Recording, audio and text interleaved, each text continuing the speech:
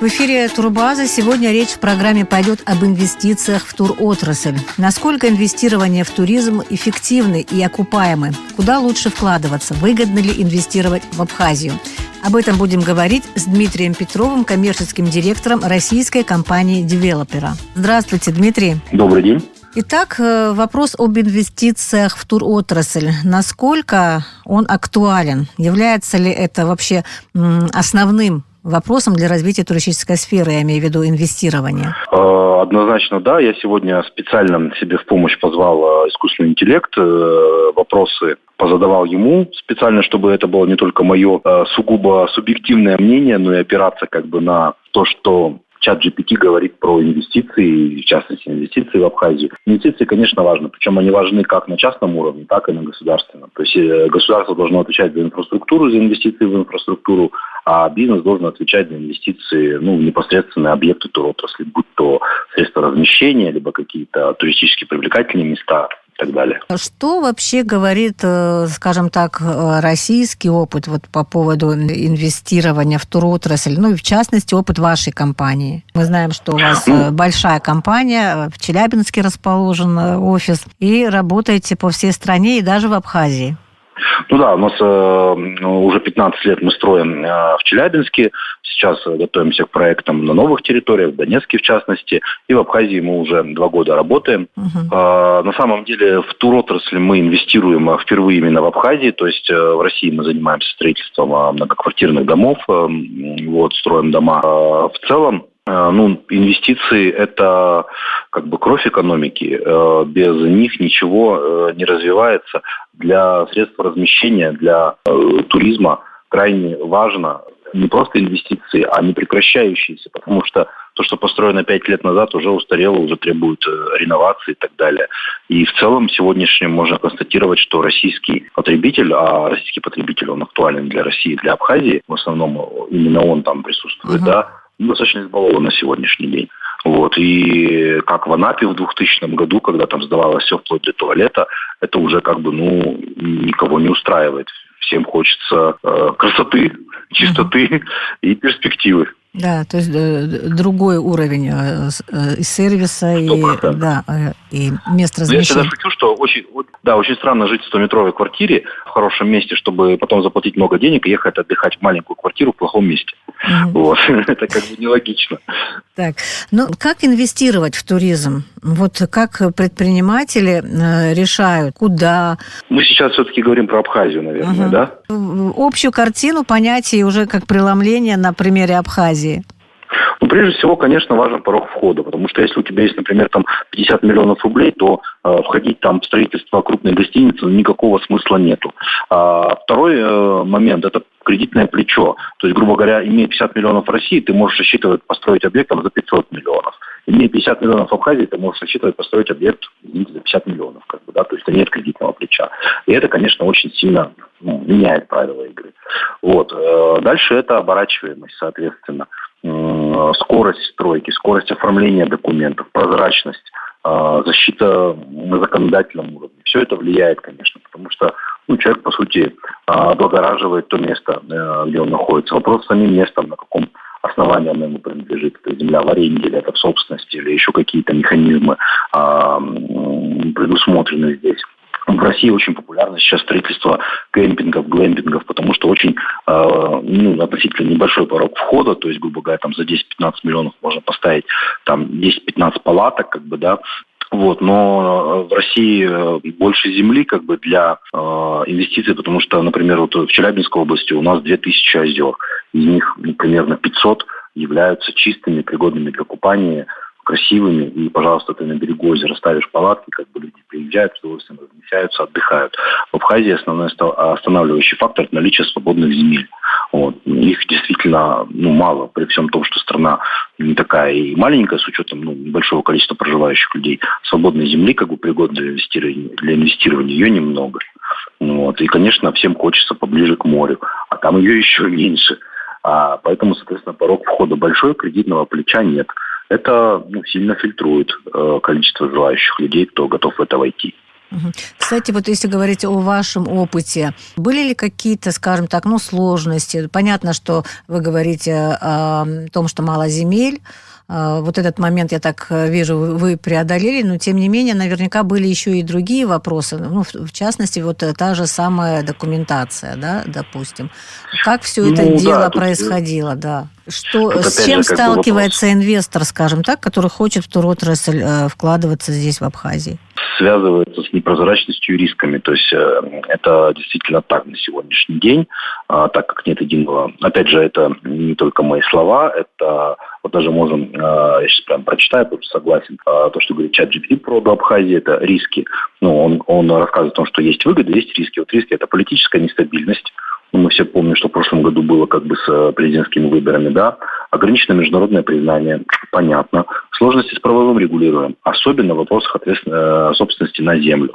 Особенно в вопросах собственности на землю. Это действительно так. Неразвитая инфраструктура – это большая проблема и для жителей самих, и для развития, конечно, туристической отрасли. То есть отключаемое электричество, отключаемая вода – это не очень здорово. С канализацией тоже хватает проблем. И дальше перечисляются коррупционные риски, сложность с получением долгосрочного финансирования. Честно говоря, не знаю, что за сложность. Как бы чат GPT для меня, скажем так, не самый такой источник, да, верный, как я считаю. Есть все-таки ваш опыт, и мне бы хотелось, чтобы вы на него, наверное, больше опирались или на опыт ваших коллег. Если говорить про наш опыт, да, если говорить про наш опыт, то землей мы вопрос, конечно, решили. Сложно с интерпретацией местных законов иногда, потому что не совсем понятно, какие документы нужно сделать. Очень много разной сложившейся практики, которая меняется от района. То есть нужно прям ехать десантом юридическим и прям идти в администрацию в каждую, разговаривать, смотреть примеры документов и так далее. То есть то, что в законах существует, то, что на практике часто не то чтобы разное, но как бы разные пути. И иногда какую-то единую золотой стандарт достаточно сложно вычленить. Плюс множественность собственности на землю. Эти риски никто не отменял. То есть, грубо говоря, очень сложно земельный участок там вглубь на 20 лет просмотреть, а кто был его собственником, так как нет единой кадастровой карты. Надеюсь, что в эту сторону, конечно, я уже слышу, что двигается Абхазия, но пока ее нет, и это главные риски. Это главные, я считаю, риски, потому что не защищены твои инвестиции. Ты сидишь, строишь, вкладываешь сотни миллионов, а потом приходит человек и говорит: в 95 году я эту землю купил. И то, что вы там в 2018 году эту землю купили, я же первый купил. Я сейчас условно, конечно, понятно, говорю. Да. Но таких ситуаций, их много. Нас все пугали про эту ситуацию. Нас до сих пор клиенты, которым мы предлагаем инвестиции в Абхазию, в первую очередь рассказывают про эти ситуации. Как знаете, сначала студент работает на зачетку, а потом зачетка на студента. Сейчас Абхазии нужно предпринять огромное, титаническое именно на уровне республики количество усилий, чтобы начать бороться с этим имиджем. Причем я знаю, что последние годы ничего особо такого в республике не происходит, что в целом есть стремление чистоты сделок, есть желание привлекать инвестиции российские и так далее. Но пока зачетка работает, конечно, студенты. Люди очень сильно боятся. То есть прям нужно предпринимать какие-то серьезные действия, какие-то совместные законодательные акты подписывать. В идеале, конечно, сделать публичную кадастровую карту, как в России. Когда ты четко видишь, кто на эту землю собственник, что ты покупаешь землю у собственника. Понятно, что собственником в Абхазии не может быть человек, но человек, который, скажем так, наделен правом передавать право аренды. Вот так правильно сказать, да, чтобы это было прозрачно. Прозрачность – это вообще, наверное, ключевое слово для привлечения хороших инвестиций. То есть, когда мы идем в законодательство тех же Эмиратов, когда мы идем в законодательство Таиланда, да, мы видим очень большую прозрачность, защищенность инвесторов. И, соответственно, мы видим результат. Инвесторы со всего мира вкладывают огромное количество денег. Спасибо. Можно привести очень четкий пример, немножко похожий на Абхазию. В свое время, когда Югославия разделилась, появились такие страны, как Албания и Черногория. Угу. Черногория находится на берегу моря, и Албания находится на берегу моря. В Албании были непрозрачные, скажем так, законы до сих пор, хотя у них гораздо более длинная береговая линия. А в Черногории они сделали все для того, чтобы привлечь инвесторов на свои, в общем-то, не очень большие территории. Сегодня Черногория – это один из центров туризма А про Албанию, про поездки в Албанию, я думаю, что никто и не слышал. Кстати, да. А что касается инвестиций, то какие виды инвестиций наиболее прибыльные? Вот если говорить о турсфере, может быть, это не так вам близко, но тем не менее вы все-таки уже инвестор в туротрасль, да, и наверняка есть у вас какое-то свое видение. Ну, самая выгодная система инвестиций – это когда ты привлекаешь в соинвесторы покупателей, строишь как бы не только на свои, но и на деньги клиентов, и потом управляешь построенной недвижимостью. В России эта система называется апарт-отели. Она очень популярна на юге. Она выгодна тем, что по факту ты строишь не на свои деньги, а потом ты управляешь и зарабатываешь на этом. Соответственно, у тебя есть, во-первых, возможность, меньший порог входа. Грубо говоря, тебе не нужно там 500 миллионов, чтобы построить за свой счет. Ты можешь там за 100 миллионов начать как бы строить, подготавливать площадку, а потом люди начнут все инвестировать. У нас даже и в Челябинске на озерах есть такие примеры. Это, во-первых. Во-вторых, у тебя есть возможность, и это, мне кажется, для Абхазии крайне важно, построить за счет этого большой комплекс. Потому что я много приезжаю в Абхазию, я вижу очень много строек, но, к сожалению, все они достаточно локальные. Это нет какого-нибудь комплекса там, на 20 гектар, там, на 30 гектар, да хотя бы на 5 гектар. Так, чтобы зеленая территория и так далее. То есть тоже ландшафтный дизайн в Абхазии еще пока не сильно развивается, потому что, все думают, а зачем он, выйди за калитку, там у тебя эвкалипты, самшиты, все растет. Но это не совсем так. На территории тоже хочется людям, чтобы было много всей зелени, чтобы было красиво, круглогодично это все, чтобы прям можно было в тени посидеть, там, бамбуковой рощи и так далее. Это людям очень нравится. Это тоже, возможно тогда, когда у тебя достаточно большая территория, когда у тебя гостиница, бассейн и забор, это тяжело реализовать. Поэтому для того, чтобы привлекать инвестиции людей, нужно прозрачность в документах, прозрачность в отношениях с землей, и это дает возможность строить действительно знаковые комплексы, которые скажут, в Абхазии появился знаковый комплекс, который поднимает всю республику выше.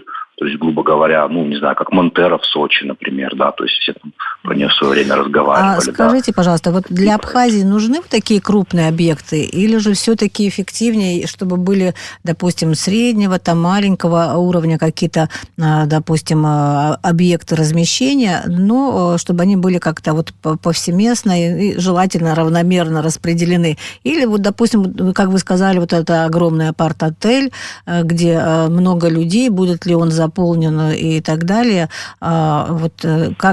Каково ваше видение? Смотрите, здесь надо опираться на мировой опыт. Мировой опыт говорит, что когда есть большая благоустроенная территория, людям там всегда находиться интереснее. Это возьмем пример Турции, это возьмем пример того же Таиланда и так далее. А с другой стороны, в Абхазии очень много мест интересных вне отелей и вне моря. Поэтому это тоже важно развивать эти поездки, развивать. И, возможно, человек, зачем он едет, смотря, да. И Абхазия же, нельзя ее противопоставлять Турции, да, мы как Турция, только дешевле. Абхазия другая история. То есть, если человек едет чисто лежать около бассейна и all-inclusive, то это не совсем то, что он получит в Абхазии. Если он хочет интересную природу, места, где можно посетить, то Абхазия здесь даст фору той же Турции очень сильно. Я сравниваю с Турцией, потому что это все равно пока еще до сих пор, к сожалению, топ-1 посещений россиянами. Поэтому большие отели позволяют сделать большой сервис, понимаете, большие рестораны на территории, большие бассейны, какие-то свои внутренние аквапарки, свой ландшафтный дизайн. Очень много всего может привнести. Если отель на 20, 30, 40 номеров, то он, соответственно, у него какие средства есть? Он может большую кафешку для завтрака сделать, небольшой бассейн 20 метров, грубо говоря, сделать. В общем, все. Вопрос этого. А большие комплексы, они делают большое благоустройство, делают много всего хорошего, и создают, прежде всего, много рабочих мест. Это тоже немаловажно, с хорошими зарплатами. Поэтому в целом, я думаю, что для населения Абхазии большие хорошие комплексы именно для зарабатывания денег, они, конечно, интересны. Что касается инфраструктуры для развития туризма, вы говорите о благоустройстве, и как-то вы в начале беседы сказали, что инфраструктуру этим вопросом должно заниматься государством, а непосредственно объектом уже предприниматель, да, вкладчик. Да, конечно. А что касается, когда вы говорите о благоустройстве, это что вы имеете в виду? Просто какие-то парковые зоны, какие-то места развлечения, кафешки и так далее? Да. Или же вот непосредственно дорога, какая-то там связь и прочее? Инфраструктура – это прежде всего сети. Когда я говорю благоустройство, я имею в виду среда. То есть это не просто скамейки там или кафешки или озеленение, это сценарии. А что люди делают вечером? А что люди делают днем? А в выходной день? А не в сезон? Сейчас для Абхазии очень важный вопрос наладить туристический трафик, сделать действительно бизнес безубыточным круглый год. Да, в эту сторону есть подвижки последние 3 года, но их еще сильнее можно улучшить. Потому что я сам был в ноябре в Абхазии, в феврале. Это прекраснейшее место, куда можно, по крайней мере, из Челябинска летать просто подышать на неделю, с учетом нашей челябинской, например, экологии. Но, конечно, если электричество не будет даваться стабильно, если не будет воды, если не будет решен вопрос с канализацией, не знаю, я бы там на месте сказал, с 26 года никаких отелей с септиками, все запретить. Нет подключения к канашке. Потому что септики – это всегда неконтролируемый какой-то сброс. Куда это увозят, куда это просачивается. А у нас самая низкая точка это море, да. И не хотелось бы, чтобы как в Сочи было, когда все говорят о том, что если поехал отдыхать в Сочи, то ротавирус как минимум 1 раз твоему ребенку точно обеспечен. И точно про Абхазию пока говорят, что море намного чище. Но растет номерной фонд, растет нагрузки на сети. То же самое, что случилось в Сочи. Сочи оказалось не до конца к этому готово. Но там росло очень резко в связи с Олимпиадой в свое время. У Абхазии есть возможность здесь контролировать.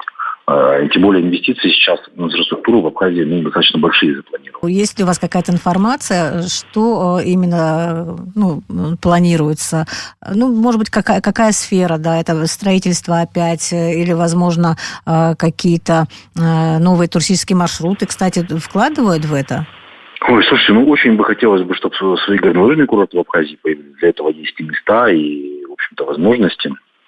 Чисто природные. Потому что пример той же Красной Поляны показал, что это очень оживляет круглогодично курорт. Да? То есть людям есть что делать зимой, есть людям что делать летом. У всех есть стабильная работа, и летом, и зимой, и в сезон, и в сезон. Это для местного населения, конечно, очень важно. Это позволяет людям больше зарабатывать, привлекать, что немаловажно, привлекать врачей, привлекать учителей. То есть, грубо говоря, получать социальные блага на уровне развитых мест. Это уже важно вообще для всех. Кстати говоря... Поэтому, и какие-то конкретные информации у меня нет. Я знаю, что на 26 год планируются такие же инфраструктурные кредиты, как были в 25-м. То есть не только на строительство гостиниц, там строительство, может быть, порта и строительство. Единственное, не слышал пока про горнолыжку, там, конечно, огромные вложения нужны. Да, я думаю, кстати. сначала нужно достойные объекты туристической привлекательности на территории самой Абхазии, не только, кстати, на берегу моря построить, да, а потом, когда уже будет спрос, появится точно инвестор, который готов будет реализовать такие проекты.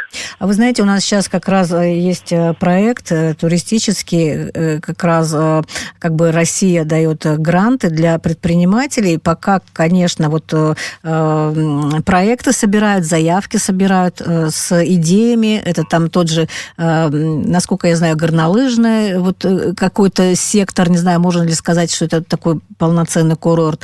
И сначала дают, там разные, да, сначала дают 1 миллион рублей, после заявки на раскрутку и так далее, потом уже смотрят, какой объект пойдет, оправдает себя, да, а тогда уже что-то, возможно, будет по линии льготного кредитования. Такой момент тоже есть. Оцените его как профессионал, да? Как профессионал, конечно, сумма в 1 миллион рублей это заявка, да. И причем я сейчас даже затрудняюсь сказать, просто по этой сумме нужно отсчитаться, но не обязательно его возвращать, то есть это вложение получается. Тут, значит, это, видимо, уже инициатива для каких-то действующих предпринимателей, то есть продвинуть, например, свой бизнес или, ну, не знаю, там, реновировать свое небольшое кафе или реновировать какую-то точку рядом с местом притяжения, да. В целом мне нравится сама система очень, потому что она конкурентная. Конкуренция – это вообще двигатель прогресса, кто бы что бы ни говорил. Это Конечно. очень важно. Сейчас вот в России очень сильно развиваются места размещения, именно потому, что большое количество людей не выезжает из страны, не ездит туда, куда раньше ездило, и поехали на местные курорты. За счет этого есть конкурировать, за кого конкурировать, скажем так, да, и поэтому появляются объекты очень разные, и дешевле, и дороже. Вот. На любой кошелек, на любой выбор есть хорошие, интересные объекты сейчас в России. А вот, в целом, конечно, больше на большой кошелек, честно говоря. Ну, понятно. А что касается поддержки государства для инвесторов, именно вот, ну, допустим, в туристической сфере, для турбизнеса, есть ли в России такие льготы? И если здесь вы что-то почувствовали на себе, скажем так, на своем опыте, или же это просто чисто такой бизнес-проект, который целиком и полностью вот на плечи инвестора ложится? В России есть, прежде всего, да, в России есть льготы на туризм, они большие, они разные. Вот, например, в Челябинской области в этом году действовало около 5 различных программ. Там, например, одна из них, ты мог вложить деньги в муниципальную землю, например, сделать около своего отеля набережную или парк, какой-то сквер, до 30 миллионов, а государство готово было с тобой профинансировать это пополам. То есть потратил ты, например, 60 миллионов, 30 миллионов они бы тебе вернули.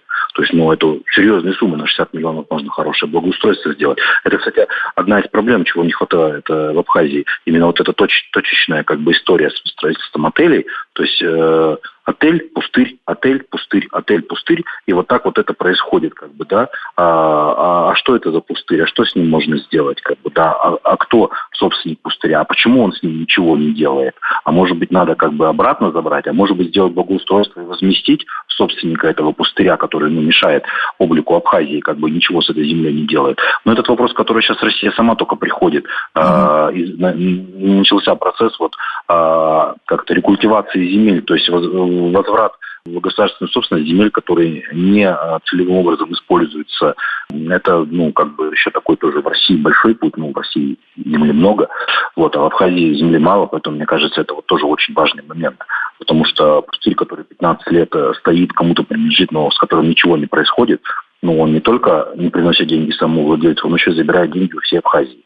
Потому что это некрасиво, это неэффективно.